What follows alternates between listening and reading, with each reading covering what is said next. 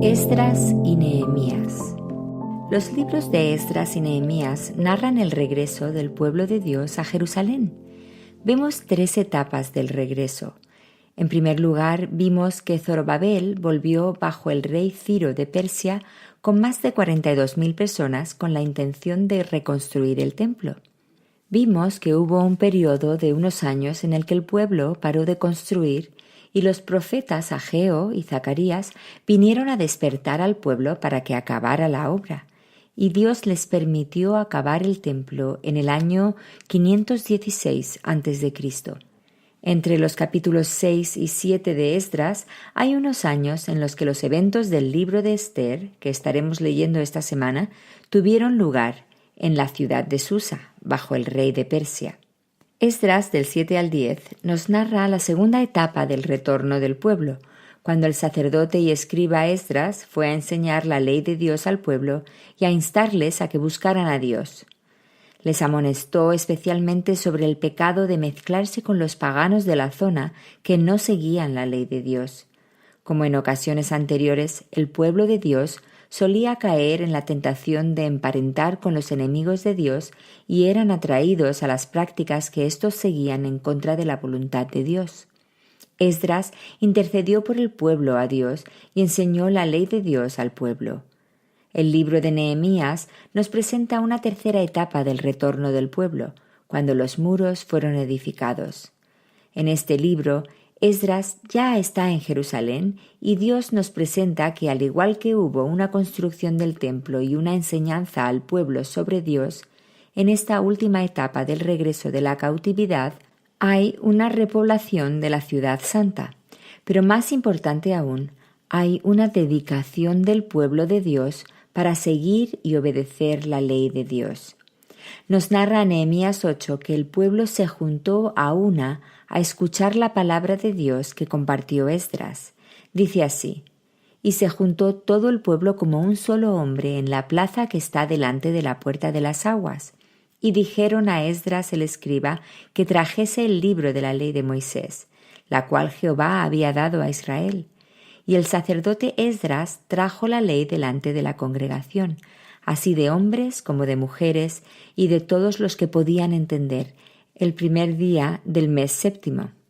Y leyó en el libro delante de la plaza que está delante de la puerta de las aguas desde el alba hasta el mediodía, en presencia de hombres y mujeres y de todos los que podían entender, y los oídos de todo el pueblo estaban atentos al libro de la ley. Bendijo entonces Esdras a Jehová Dios grande, y todo el pueblo respondió: Amén, amén, alzando sus manos, y se humillaron y adoraron a Jehová inclinados a tierra. Y los levitas, y da una lista de nombres, hacían entender al pueblo la ley, y el pueblo estaba atento en su lugar. Y leían en el libro de la ley de Dios claramente y ponían el sentido, de modo que entendiesen la lectura.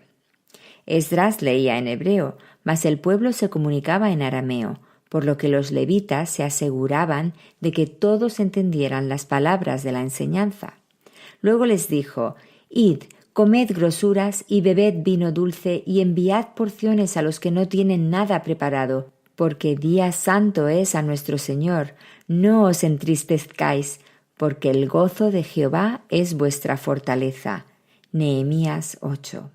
Vemos que después de la enseñanza comieron juntos y el escriba les mandó que se regocijaran porque Dios sería lo que les daría fuerzas con gozo y esperanza. El repaso de la historia del pueblo traía lágrimas a los ojos de los hebreos, ya que podían ver que vez tras vez Dios había sido misericordioso con ellos y vez tras vez ellos habían sido infieles a Dios. Y en Nehemías 10, 28 y 29 nos narra que el pueblo, los sacerdotes, levitas, porteros y cantores, los sirvientes del templo y todos los que se habían apartado de los pueblos de las tierras a la ley de Dios, con sus mujeres, sus hijos e hijas, todo el que tenía comprensión y discernimiento, se reunieron con sus hermanos y sus principales para protestar y jurar que andarían en la ley de Dios, que fue dada por Moisés, siervo de Dios, y que guardarían y cumplirían todos los mandamientos, decretos y estatutos de Jehová, nuestro Señor. La decisión de seguir y servir a Dios de corazón traería muchos cambios a la ciudad. Un cambio de corazón debía resultar en una reforma de la vida que vivían. Había corrupción en el pueblo. Nehemías 13:4 cuenta que el sacerdote Eliasib, siendo jefe de la cámara de la casa de Dios, había emparentado con Tobías, y éste había provisto una habitación para Tobías en el templo. Recuerda, este era el hombre que vez tras vez se había interpuesto para estropear los planes de los hebreos en la reconstrucción de la ciudad. Tobías era un enemigo de Dios y, sin embargo, era un familiar del sacerdote. Nehemías tuvo que actuar en la situación para limpiar el templo de Dios. Dice así en los versículos 7 y 8: «Y me dolió en gran manera, y arrojé todos los muebles de la casa de Tobías fuera de la cámara, y dije que limpiasen las cámaras, e hice volver allí los utensilios de la casa de Dios, las ofrendas y el incienso». Este mismo Eliasib, sacerdote del pueblo, había emparentado con Sanbalat, el otro individuo que conspiraba contra Nehemías y sus hombres para que no edificaran. El hijo de Eliasib se había casado con la hija de Sanbalat, horonita, extranjeros en la tierra. Cuando Dios denunció los matrimonios con los extranjeros que moraban en la tierra, era con el propósito de mantener la pureza del pueblo. En ningún momento se trata de racismo o xenofobia, ya que vemos en otros textos que los extranjeros que aceptaban a Dios eran bienvenidos al pueblo. Más bien se trataba de no comprometer la fidelidad a Dios por mezclarse con otros que no creían en Dios.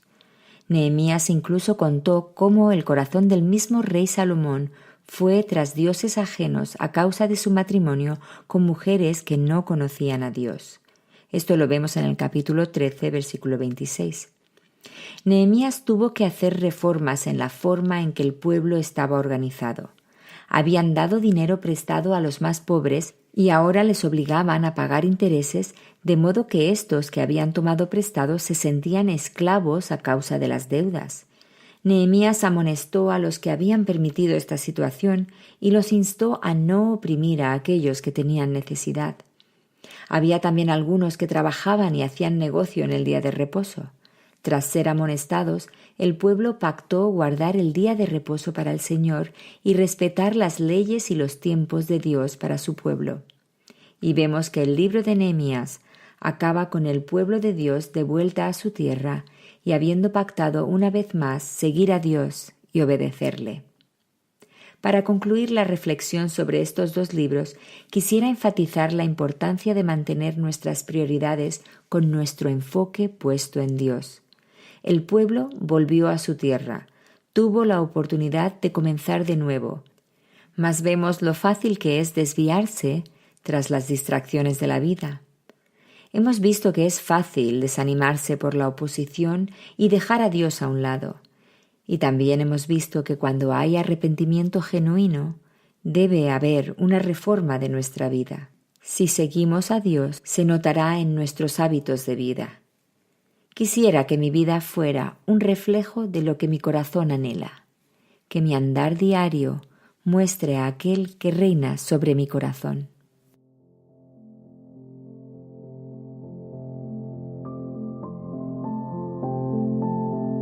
Estás escuchando Reflejos de su Gloria, un programa que tiene como objetivo compartir las enseñanzas de las Escrituras, celebrando la gloria de Dios al conocerle más y mejor. Te animo a indagar conmigo, comenzando con un viaje a través de la Biblia, viendo no solamente la historia, sino descubriendo a la persona del Mesías, reflejada en las páginas de las Escrituras de principio a fin.